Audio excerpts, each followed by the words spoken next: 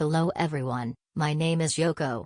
On this channel, I will be disseminating information that I have collected in English, as I feel that the information that is happening in China is often not accurately conveyed to countries other than China. We obtain information from multiple media sources, so we would be happy if you could give us your opinions on the content of the video in the comments.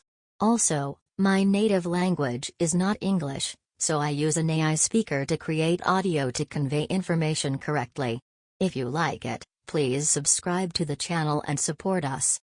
This time I will continue with the Chinese medical industry that I talked about earlier. It has been said that there are many opaque flows of money in China's medical industry. The medical world is highly specialized, so even if a large number of unnecessary drugs are used, it is difficult to detect them Even if money is spent to attend an academic conference, it is impossible to determine whether it is appropriate or inappropriate even after looking into it later. It seems that those with power in the medical industry have been able to do whatever they want. This was overlooked when China's economy was booming, but things have changed now because the Chinese government has no money. In such a situation, the government is required to go back in time and uncover fraud, but this is so that the government can recover the money that was accumulated illegally. The purpose is to steal the money that individuals have illegally hoarded to cover the government's deficit.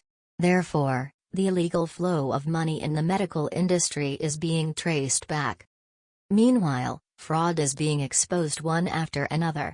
In China today, there is a tendency to be cautious about accepting bribes, but I would like to introduce a case in which the director of a hospital in Heilongjiang province was exposed. It seems that this person was thought by the people around him to be a person who lived a simple life. It is said that he lived a low profile so as not to be suspected of illegally accumulating wealth.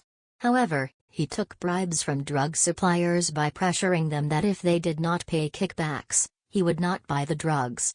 By the way, regulations have been put in place in China's medical industry due to the inappropriate flow of money. Therefore, the director seems to have been cautious in his interactions with Chinese authorities, as he would be monitored by the Chinese authorities if he led an extravagant lifestyle.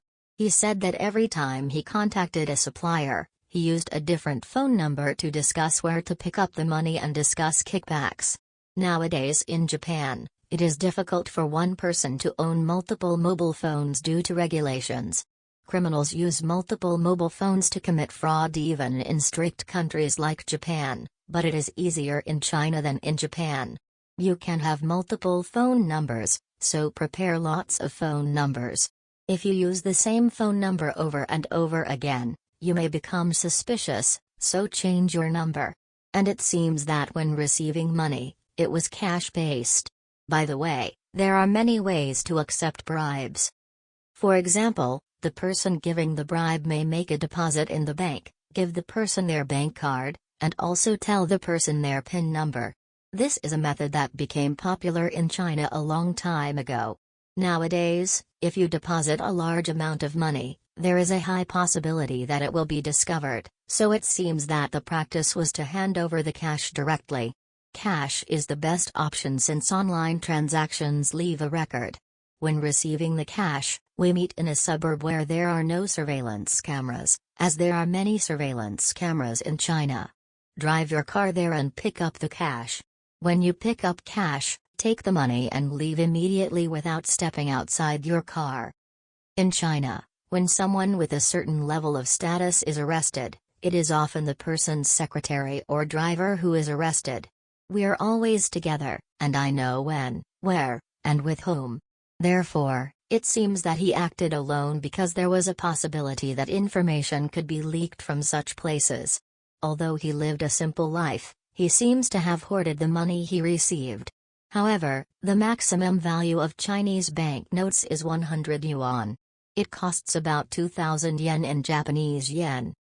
As the amount of money increases, the amount of money you need to carry becomes enormous, so there is a limit to how much you can store at home. If you save a large amount of money in your account, people will wonder how this person has so much money. Hospital directors are always under the spotlight.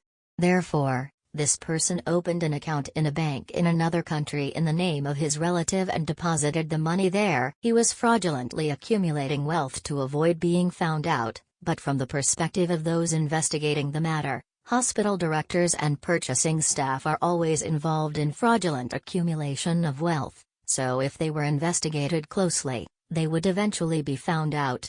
In the case of this hospital director, he had promised to receive 15% of the drug price as a kickback. And in order to confirm the facts, the investigators took photos of 3,000 employees of a business partner and showed the photos to the hospital director to find out who had come to deliver the money. It seems that the evidence has been solidified by the fact that the person in charge of the company will also be exposed.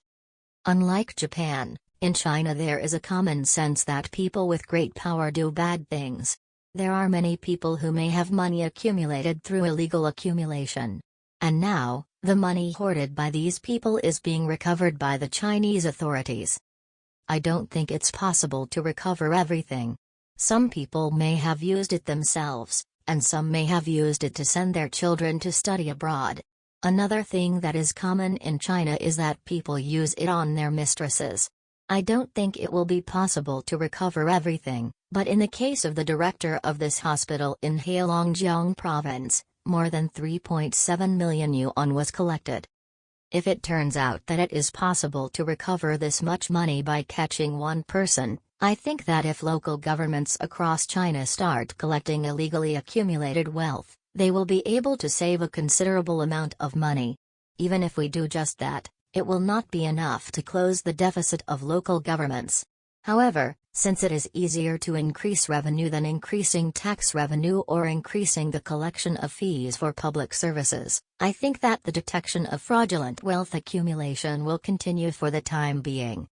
In China, people with authority in various departments, not just medical institutions, illegally accumulate wealth, but it is originally public money. Those inside the government are lining their own pockets. If so many people were doing this, there would be no way for China's finances to survive. Currently, the medical industry is being exposed, but there are many people in other industries who are accepting bribes and illegally accumulating wealth, so this will not lead to a fundamental solution. It is the Communist Party that carries out illegal wealth accumulation and exposes it. This means that the Chinese Communist Party has structural problems. Furthermore, it can be said that the Chinese economy is currently in an extremely difficult situation. Unlike in the past when the economy was strong, there is now a smoldering sense of dissatisfaction and crisis. We should also consider that the Communist Party is stirring up anti-Japanese sentiment. Therefore, we believe that the situation is likely to be more dangerous for Japanese people than before. Personally, I would recommend anyone planning to go to China, such as international students or tourists, to reconsider. Also, if your company has sent you to China, you may want to reevaluate your position at this time. I believe that the current situation has increased the risk of going to China. That's all for now. See you next time.